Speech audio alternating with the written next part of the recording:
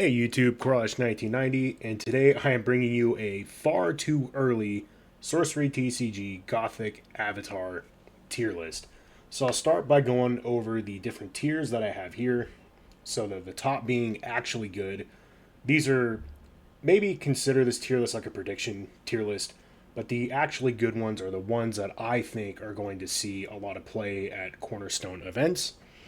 The next is, well, next best. These are decks that will probably show up at like corners. I think all of these avatars are going to show up at cornerstones, but these are like the next best ones, right? The ones that are maybe just a tad under. I could be totally wrong on my predictions here. These could be flip flopped or mixed around or whatever. Then the next tier we have here is Happy They Are Here, meaning they offer really cool deck building designs or just really open deck building designs. There's a fair amount of avatars here that are going to end up in this tier right here. And again, I'm really glad that they're here because they open up new archetypes. And for people who just love super open deck building decisions, there are some great avatars here for you. And then finally, we have the meme tier avatars. There's going to be two that end up in here, and I imagine you know one of them that's going to end up in that tier down there. So let's start off. So I'm going to start off with the four Precon avatars, and then we'll go into the rest. So Savior, I'm going to put in next best. I think Savior is really good. Being able to pay one to ward a minion you just played is great. But with that being said, it needs a minion to be played in order for its ability to proc. Unlike Necromancer, that just always has this ability active. Like, you can always just pay one to create a skeleton, once each turn. Still a great avatar, though. Very good defensive option for those who are looking for that. Next, we have Persecutor. I'm also going to put in next best, and I'm going to put it in front of Savior. I think Persecutor has a lot of legs to it, has a lot of options, that free mobility, and then branding things evil, so your cards that care about stuff being evil can, be better or more useful. But again, it needs things in play for it to really function, properly. Just kind of like Savior, you need to be playing things in order for this ability to work. But I think Persecutor can definitely be in the actually good tier. I think Savior has options up there as well.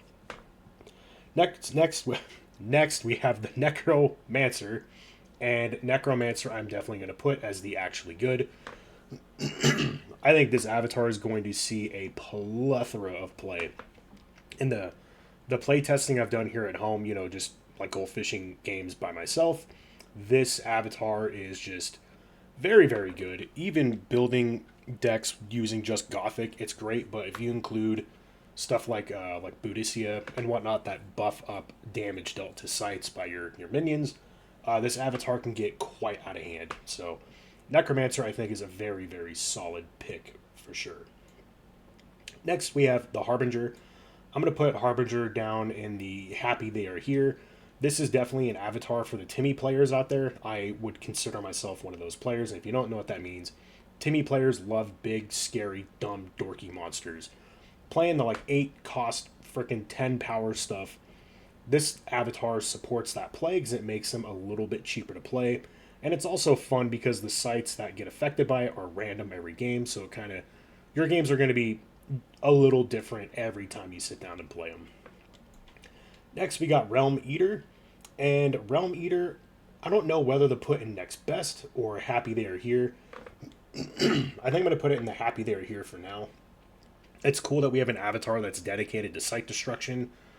It is quite slow because it will tap to attack a site, and then it destroys the site, and then it becomes immobile until it digests. And in order to digest the site that it ate, you have to tap it.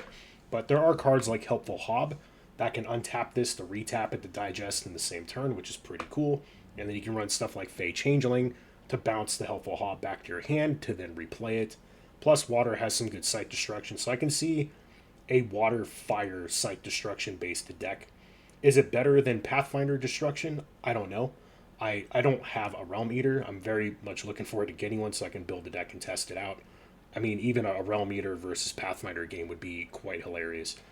But all in all, I am very glad this avatar exists, and I think it's a quite cool one too. Next, we have Magician. This is definitely a meme avatar. This is a shout out to all of the old MTG players like myself. If you don't know what this does, you have no Atlas, and instead you include your sites in your spellbook, and then your starting hand is 7 cards. So you're literally turning sorcery into magic.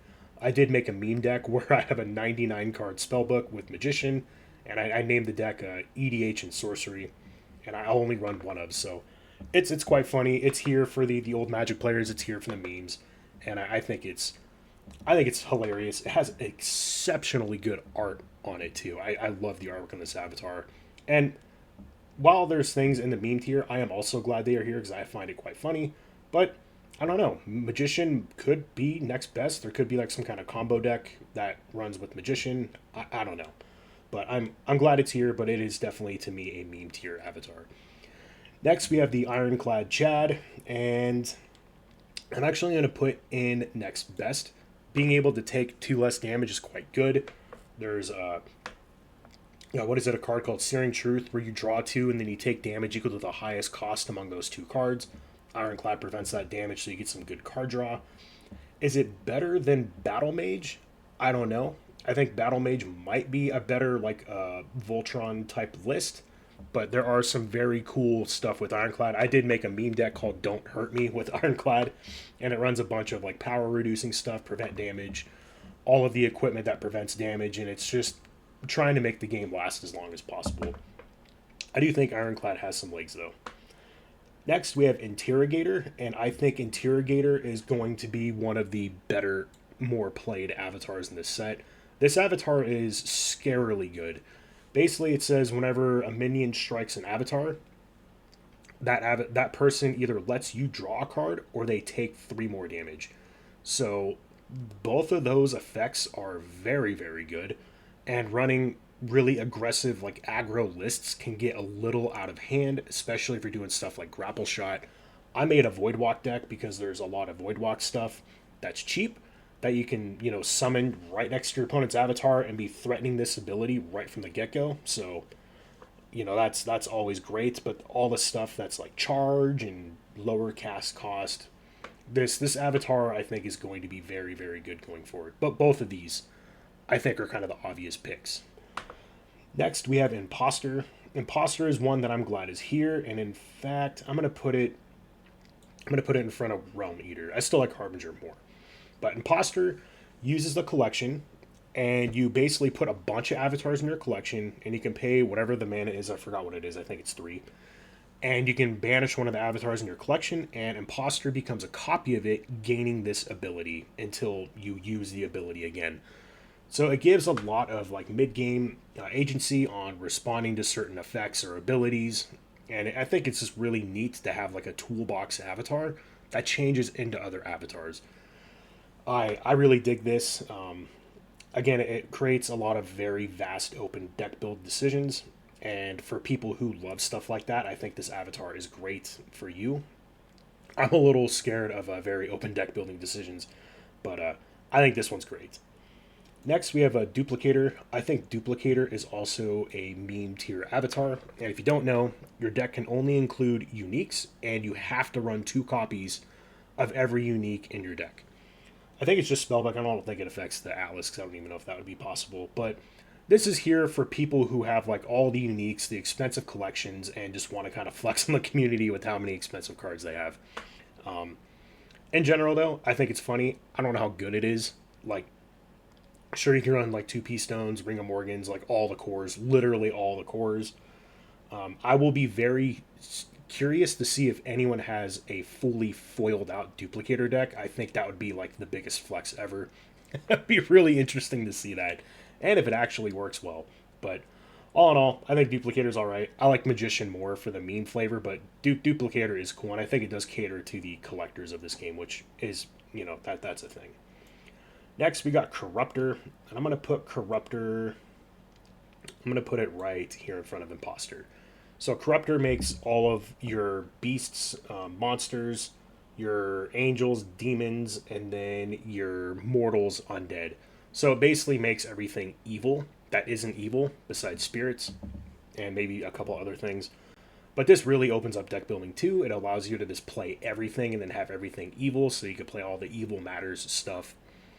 Very, very cool. I also really like the artwork on this. It, I think, fits the Corruptor vibes very well. I like the muted kind of gray, brown, tad purple kind of color vibe in here.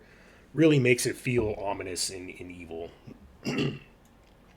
Next, we have Blade Dancer, and I'm going to put Blade Dancer behind Ironclad.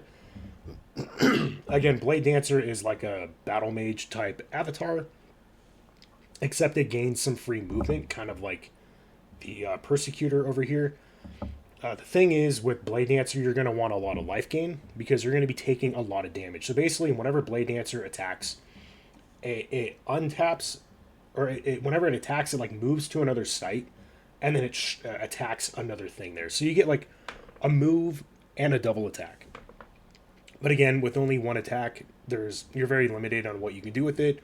This avatar wants to be Christmas treed the hell and back, just like Ironclad, just like Battle Mage, for it to really be useful. And then finally, we have the Animist. And I'm actually going to put Animist all the way in front on the Happy They Are Here. What Animist does is, in my opinion, it's what Archimago probably should have been, because I think Archimago, or Archimago, however you say it, I think that avatar is cranked up a little too high.